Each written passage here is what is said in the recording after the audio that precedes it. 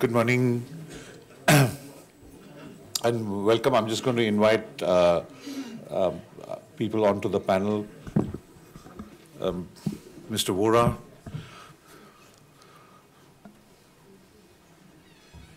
Shyam, Saran, Mr. Srivastava, Sudha, I saw Sudha.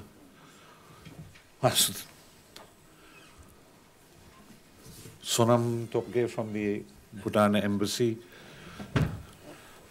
Sudha from Sahapedia,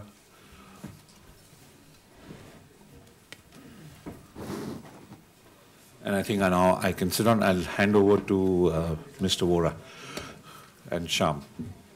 Yeah, Shyam will take over.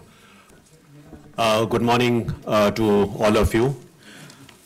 A very, very warm welcome to you to this very unique conference on the life and legacy of Guru Padmasambhava, which is being held today and tomorrow in the India International Center. This is an initiative which has been taken jointly by the India International Center, the Center for the Escalation of Peace, as well as Sahapedia. And we are very proud that we have been able to put together a very unique exhibition that all of you have just had an opportunity to see. And we will now have a couple of days of very, very high-level, discourses on the life and legacy of Guru Padmasambhava.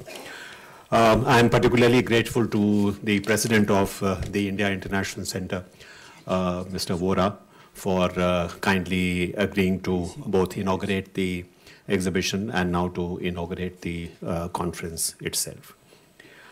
So this is a conference and an exhibition about an iconic Indian sage whose memory is revered throughout the Himalayan zone, but who has been unfortunately largely forgotten in his land of birth. His life and teachings have a particular resonance today as we debate the value of our very diverse and plural cultural and religious legacy.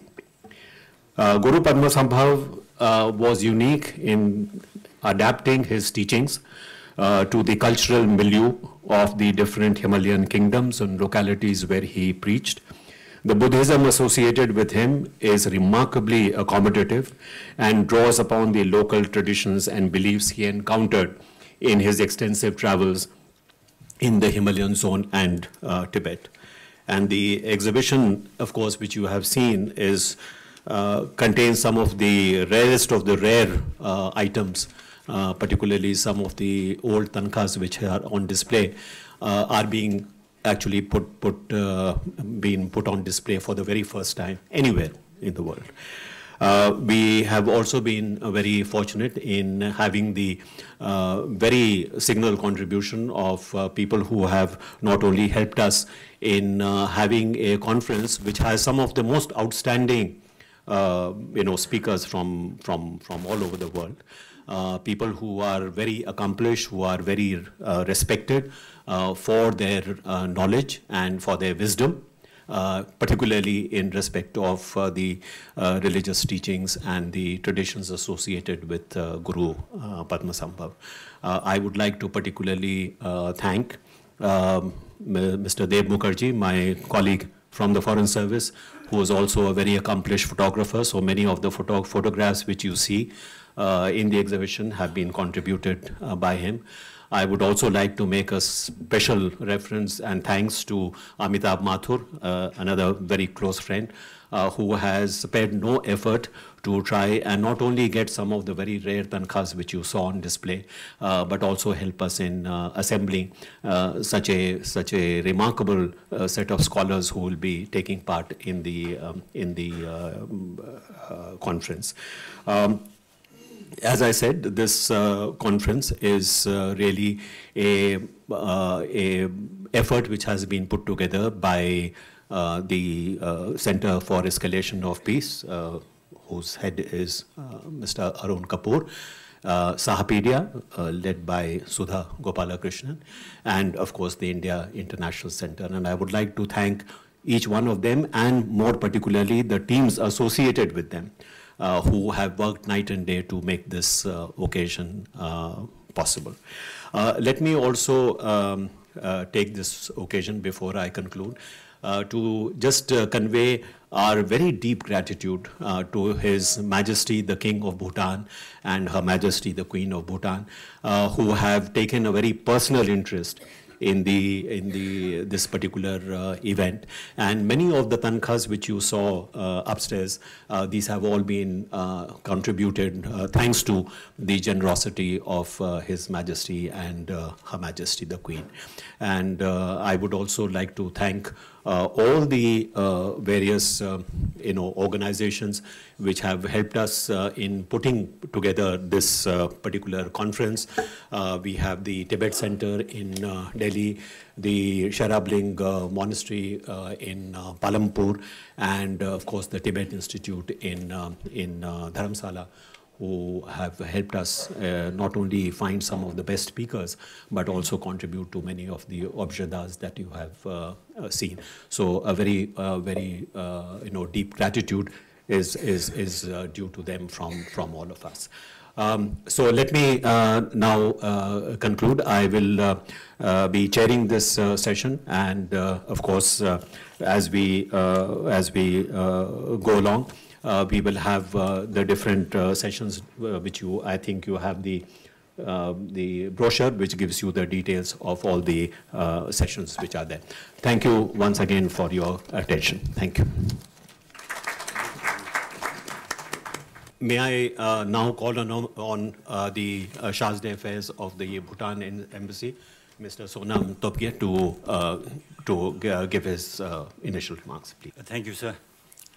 His Excellency Shri N.N. Vohra, former Governor of Jammu and Kashmir and President of India International Center, Ambassador Shyam Saran, former Foreign Secretary of India and Life Trustee IIC, Mr. Arun Kapur, Chairman, Center for Escalation of Peace, Srimati Sudha Gopalakrishnan, Executive Director, Sahapedia, Shri K.N. Srivastava, Director, IIC, His Eminence Samtin Dorji, Venerable Tsuglalopen of Bhutan, Dashukar Maura, President, Center for Bhutan and GNA Studies, eminent Nyingma and Buddhist masters, excellencies, distinguished scholars, ladies and gentlemen, namaskar. In the absence of my ambassador, who is away on official business, it is my great honor to make brief remarks on his behalf this morning. Before doing so, I'd like to convey his warmest greetings to this august gathering and his best wishes for the success of this conference. I thank India International Center, Sahapedia, and the Center for Escalation of Peace, in particular Mr. Arun Kapur, who is now like a close family member of Bhutan, for organizing the special conference on Guru Padmasambhava, or Guru Rinpoche, the precious teacher as he is known in the Himalayan region. The past year has been an eventful one for India and Bhutan, as it marked the 50th anniversary of the establishment of diplomatic relations between our two countries. Looking at the past with great satisfaction and towards the future with greater confidence and optimism, our two nations celebrated the Golden Jubilee with special events both in India and Bhutan throughout the year. As this conference is one of the last activities in India to commemorate the Golden Jubilee of diplomatic relations, it is extremely auspicious that we conclude our eventful year discussing the life and legacy of the Guru. After all, it was the Guru who came from India that our two nations trace our special relations back to the 8th century. The presence of Venerable Tsuglalopen from Bhutan, respected Nyingma and Buddhist masters, as well as scholars from Bhutan, Nepal, Thailand, and India, makes this conference even more special. For me, this gathering is not just a chance for greater learning, but also an opportunity to receive the teachings of a truly remarkable and great religious master, who many in Bhutan and across the Himalayan region have venerated throughout our lives. I remember that as a child, besides calling out my name, The few other words I first recall my late mother utter were Guru Rinpoche Khenno, when she invoked the Guru during our morning and evening prayers. As a child, I was always awed by the stories my parents narrated of the Guru, and even more fascinated when I saw the large, impressive imprints, it is believed, he left on walls of holy sites near my village in eastern Bhutan. The Guru, no doubt, was like the first God for me. Later, when still as a young boy, I accompanied my late mother to the Tiger's Nest, which is the most sacred religious site in Bhutan, where I heard that he had flown in the wrathful form on a tigress.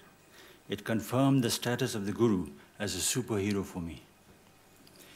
This is but one small story among the countless stories of the connection of the Bhutanese people with the Guru that has accumulated over many centuries. There is an image or a painting of the Guru in almost every Bhutanese home and temple. The Guru is ubiquitous in Bhutan. It would not be wrong to state that every second the Guru's name is invoked by someone in Bhutan. He is ever present, 24/7, permeating every aspect of our lives. He is the people's precious teacher and a great wish fulfiller, and rightly regarded as one of our patron saints. Historically, the 3 visits by the Guru to Bhutan in the 8th century are considered a major milestone for us. The Guru is believed to have visited many parts of Bhutan, and we Bhutanese consider ourselves fortunate and lucky that we live in the land blessed by him. Another significant connection of the Guru with the modern times is his link with Terten Pema Lingpa, an eminent ancestor of the Wangchuk dynasty, who in the 15th century discovered sacred treasures earlier hidden by the Guru. It is also the Guru who, through another great treasure revealer in the 18th century, predicted the birth of our great fourth king. Therefore, the Guru is undoubtedly an important historical and religious figure for Bhutan. And like in Bhutan, countless other stories abound across the Himalayan region and in Tibet of the Guru's miraculous acts and his spread of the Dharma. With the participation of eminent Buddhist masters and scholars at this conference will certainly shed greater light on the life of the Guru and promises to reveal more treasures of his great wisdom and profound teachings. While the conference examines the relevance of his teachings for our present times, it is my prayer that the blessings of the Guru and his sacred legacy, which has bound our 2 nations for centuries, continues to strengthen the special bonds of friendship between India and Bhutan for many more centuries. I wish this conference great success. Thank you, and Tashtili.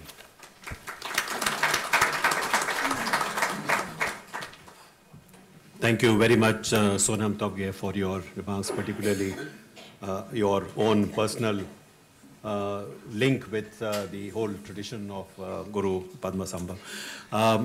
Of course, as Sonam has mentioned, that this conference and exhibition is also a celebration of the 50th anniversary of the setting up of diplomatic relations between India and Bhutan. And we are particularly blessed in having the presence amongst us of the most venerable Samten Dorji ji, who also led the chant in the morning when the exhibition was opened. And I'm also very beholden to Dasho Karmaura, an old friend from Bhutan, and also a very distinguished scholar, who has also very kindly accepted our invitation to take part in this event. I think we have the books up to the I would request the President to please release the publications which is on Guru Padmasambhava.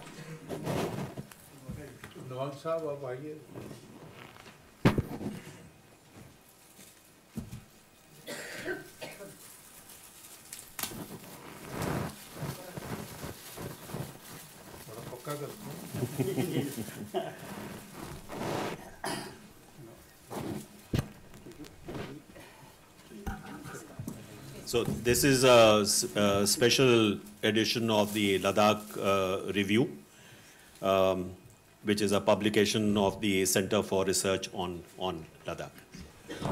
This particular booklet or journal that we've just released, I wanted to say a word before the distinguished invitee speaks. This Ladakh review, when Nawang Shakpo met me the other day, I particularly requested our program division to enable this copy of the journal to be formally released because it relates to a very important issue in Ladakh now. That's the water crisis. And Nawang has been working for long years in the Jammu and Kashmir Academy of Language, Arts and Culture as head of the lay division. But more importantly, for the last many years now, he's been responsible for the Center for Research on Ladakh and producing this journal. I'm very happy indeed that there has been possible to release a copy of this. I hope that many of the participants will have a look at it. Sorry, Shyam, I brought it in.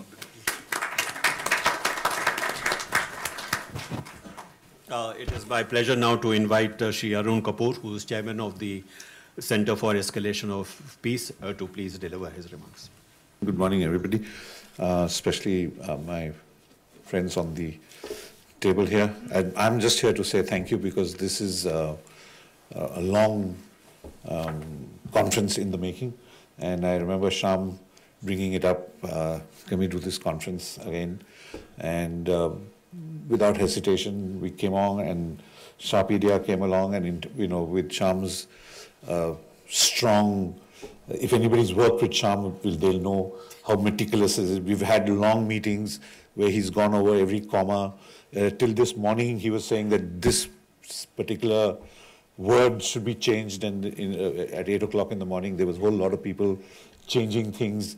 So I must admire, now I know why you are who you are, because having worked with you and learned so much from you in the putting together of this conference. Really, so what you saw upstairs, what you're going to listen to today and tomorrow, in a large measure, is because of the energy of Shyam Saran. And I would really like all of us to give him because it's because of him that this whole thing came together, and I want to take this special opportunity for this. But going back 2 years, as Sonam has taken us back to his child, I'm not taking you back to my childhood, I'm just taking you back 2 years to the Bhutan embassy where we were having dinner, and the Karmaura, Dasha Karmaura, who's sitting here, who's agreed to come here. We talked about a conference on the Guru Padmasambhava, which we did 2 years ago, which was the first one in Paro. And he, with his, so these two gentlemen, they look very gentle and very calm, but they're like balls of fire and energy inside them. And Dasha Karmaura also is a very hard taskmaster.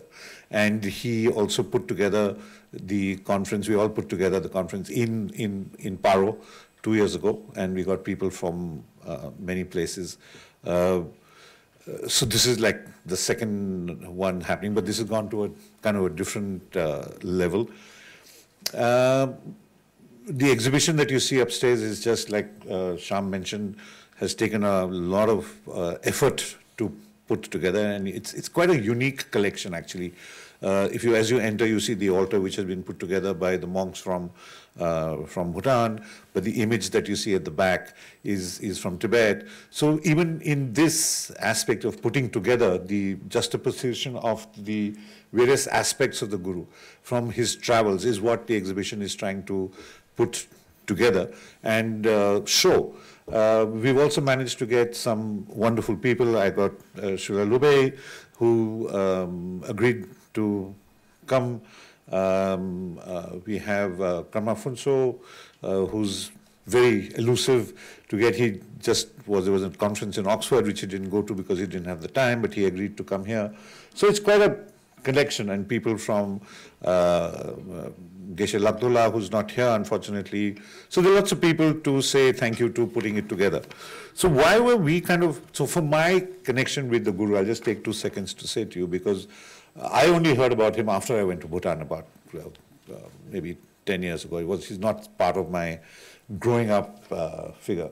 But what I saw in the reverence, and then I started reading about him, because like Sonam said, you hear his name almost all the time. And what was strong for me was his ability in all his travels, and you know that he traveled a lot, was able to contextualize to the locality that he was in.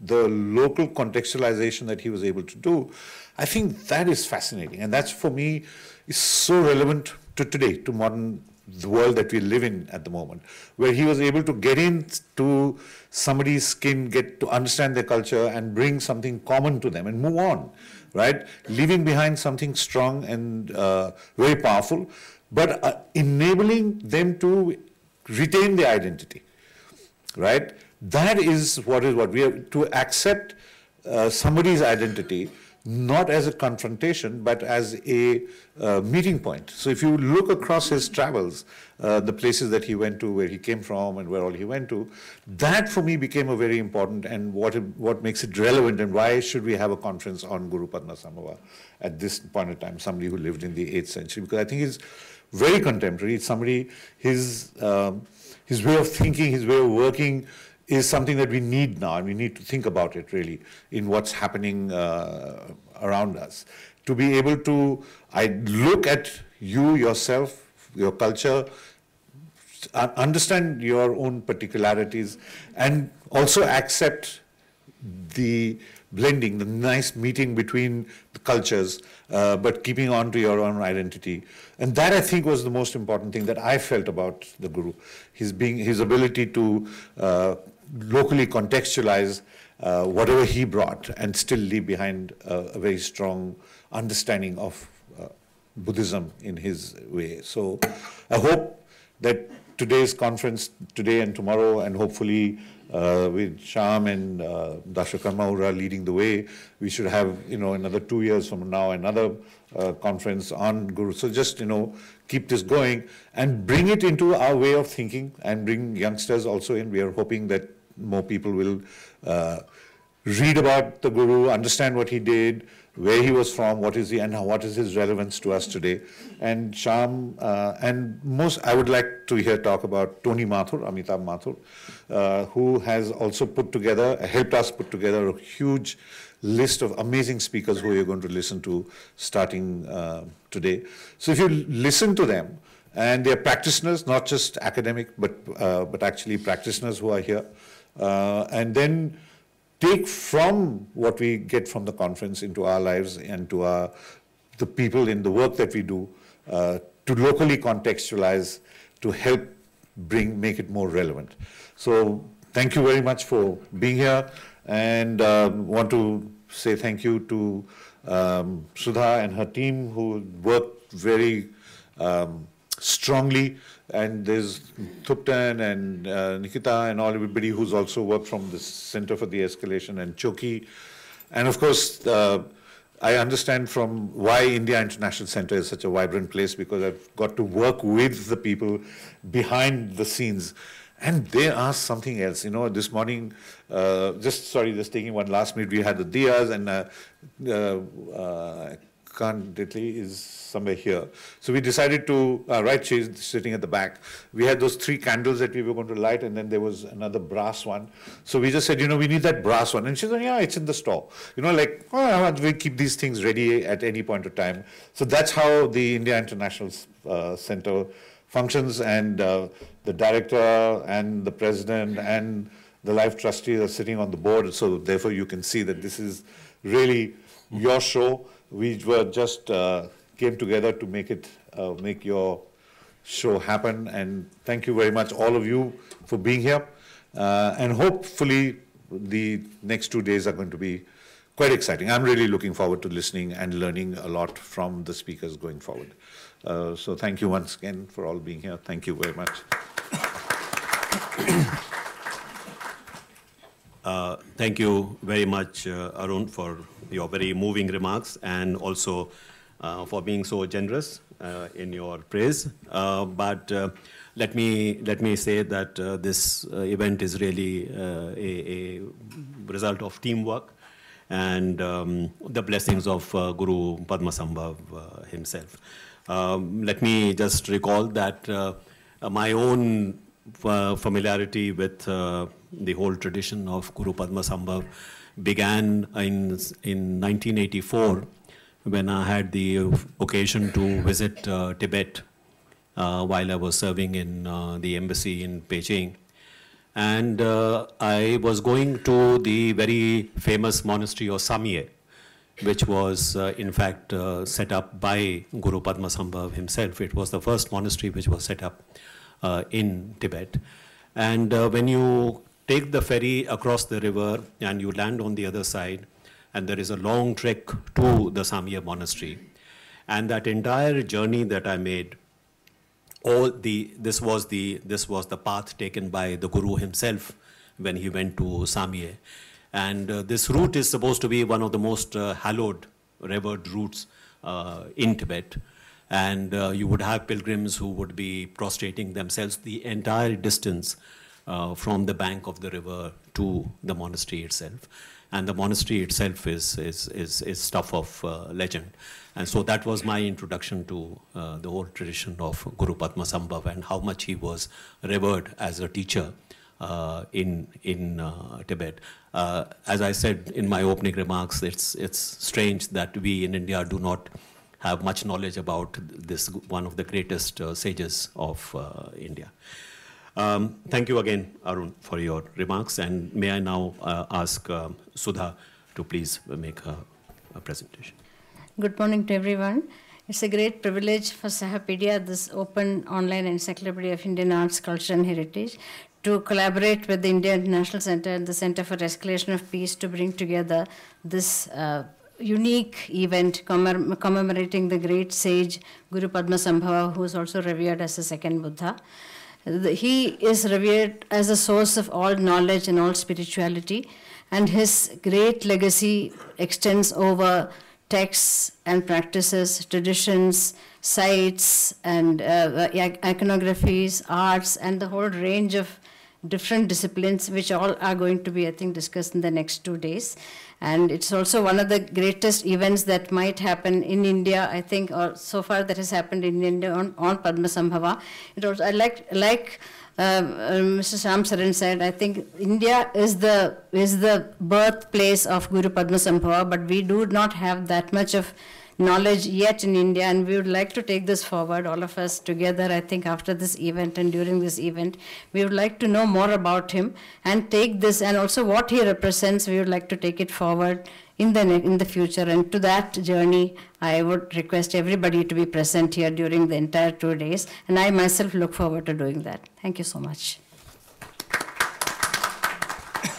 Thank you very much, Sudha.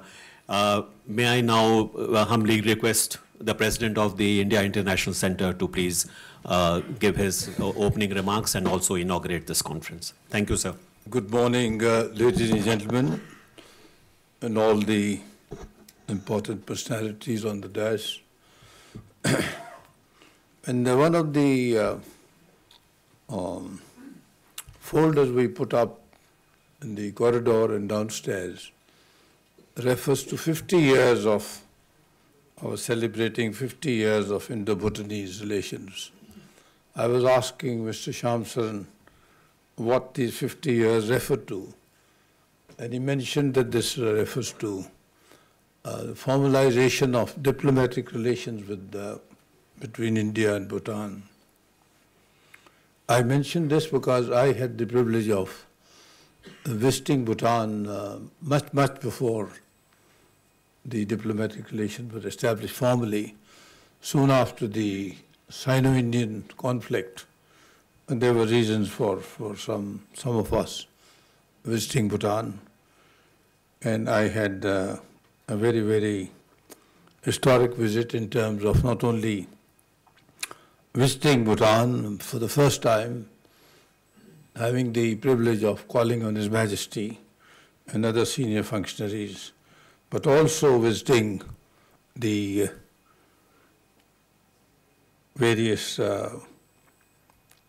well-known places of worship, and which are some of them which are shown in the exhibition. Dev Mukherjee's famous picture above Paru at a great height on the ledge, one of the most fantastic places to see once you get there. Having said that, let me formally congratulate all our Bhutanese friends, His Excellency the Deputy Chief of Mission here, and convey the thanks and regards of the India International Center and our collaborators to His Majesty the King on this very joyous occasion of the 50th anniversary, and also particularly to thank him for such graciously loaning us a large number of artifacts and thangkas which you see upstairs, some of which have never been displayed before. I take this opportunity to also extend a very warm welcome to Dashokarma, who will be delivering the keynote address a little later in the day, and to all the eminent scholars who would be participating in the deliberations. Professor Lokesh Chandra is here. Dr. Vatsayan will be arriving here a little later in the day.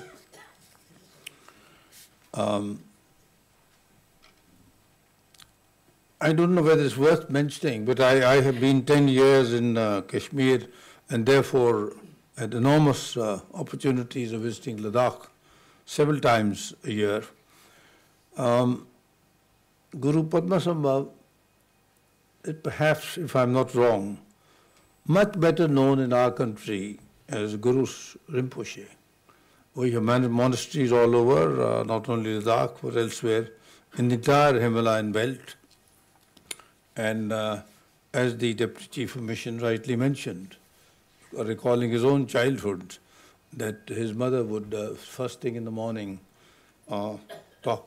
refer to thank Guru Rinpoche, and do that again at the last thing in the evening.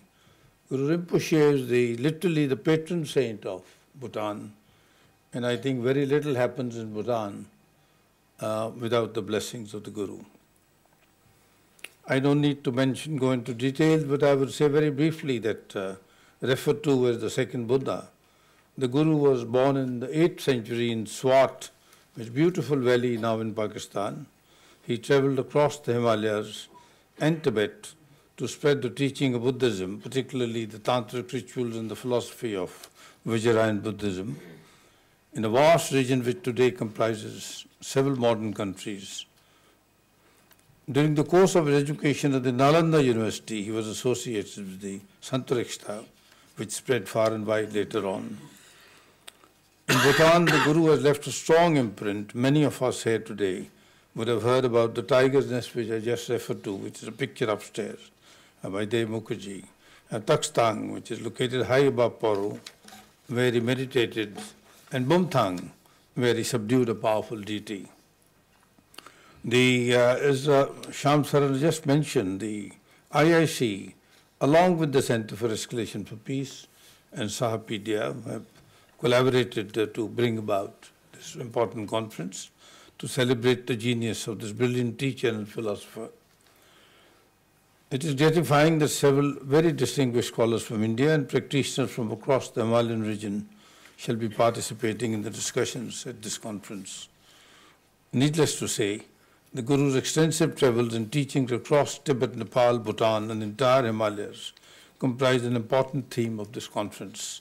Revered in the Himalayan region for spreading the message of Dhamma, there are many monuments and relics of great importance which bear testimony to the impact of the Guru's teachings. What is interesting about these monuments, relics, and the mythology and legends about the Guru is that they differ from place to place and vary from region to region. In retracing his footsteps, I believe that we shall get a glimpse of the Guru's insightful approach to understanding different cultures and reaching out to the people of vastly diverse backgrounds. I think this particular aspect is of great relevance to us, not only in India, but to all the world today in what we see is happening all around us. I trust that in addition to recognizing the differences, the variations, the discussions at this conference shall also seek to identify the common thread which marks the Guru's influence at all the places visited by him. And besides discussing the Vajrayana Buddhism and its spread in the Himalayan region, this conference shall reflect the 8 manifestations of the Guru and their iconographic representation of sculpture, thangka and mural paintings. In the exhibition which I had occasion to see earlier this morning, we have some very rare photographs, some rare paintings, and thangkas which His Majesty has loaned to us. But I haven't, Shyam, seen any sculptures. Are we intending to? There are a few. The deliberation of this conference shall be complemented by performances and a photo exhibition, which some of it you see in the morning, and presentations of thangka scroll paintings, which also we have displayed upstairs. I would take this opportunity to particularly thank for the invaluable contribution which has been made by several parties, several collaborators for the materialization of this conference. And I particularly record yet once again our grateful thanks to His Majesty the King of Bhutan, to Surfu Labrang, Office of His Holiness the 17th Karmapa, to His Eminence the 12th Tai Situ Rinpoche, to Venerable Lakhdor, Director of the Library of Tibetan Works and Archives, to Venerable Dorji Damdul, Director of the Tibet House, to Tashi Lendup, and to my old friend Dev Mukherjee. I am very pleased indeed to have the privilege of inaugurating this conference and wish fruitful deliberations to all the distinguished participants. Thank you very much. Thank you very much, Mr. Vohra, President of the India International Center, for your inaugural remarks and for very kindly inaugurating this exhibition and also this conference. Of course, Mr. Vohra has, as he said, spent 10 years in Jammu and Kashmir, and he is very familiar with Ladakh, which is one of the great centers of Buddhism in India, and also one of the places which is associated with the tradition of Guru Padmasambhava. I think, as he pointed out, if you travel from the westernmost extremity of the Himalayas to the easternmost extremities of the Himalayas, there is not a patch of land which is not associated in some way or the other with the legacy of the Guru, whether you go to Sikkim, whether you go to Bhutan.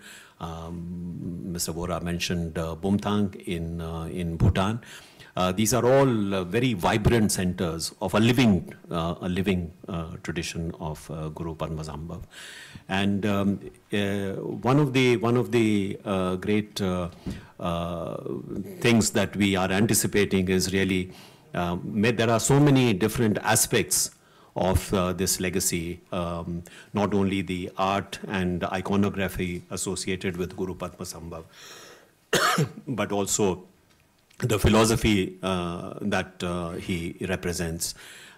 This is something which, in the course of the different sessions that we have, we will be exploring with some of the best minds in the world.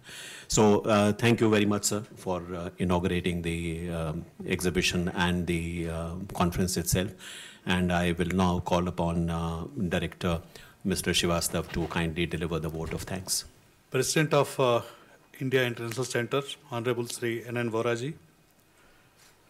Shri Shyam Saran, Life Trustee of India International Center, Shri Sonam Tobgay, Deputy Chief of Mission, Royal Embassy of Bhutan, Dr. Sudha Gopalakrishnan, Executive Director, Sahapedia, Mr. Arun Kapur, Chairman, Center for Escalation of Peace, honorable speakers at the conference, and distinguished ladies and gentlemen.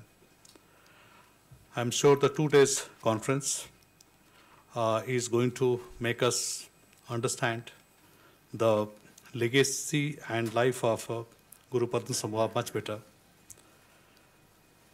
I would like to thank Shri Vohra, Honorable President of IIC, for inaugurating the conference and also the exhibition pertinent to it. I also thank you for releasing the special edition of the General Ladakh Review. I would also like to thank Shri Sonam Tobgay for taking from his busy schedule to grace the occasion. My grateful thanks to our collaborators, Sahapedia and Center for Escalation of Peace, without whom this conference would not have taken place. And last but not least, my heartfelt thanks to Mr. Shyam Saran for steering the organization committee to make this conference happen. My special thanks to all the speakers who have come from different parts of the country, and especially from Bhutan and Nepal, as well as from Thailand. In closing, may I invite all of you to join us for tea. Thank you very much. Thank you.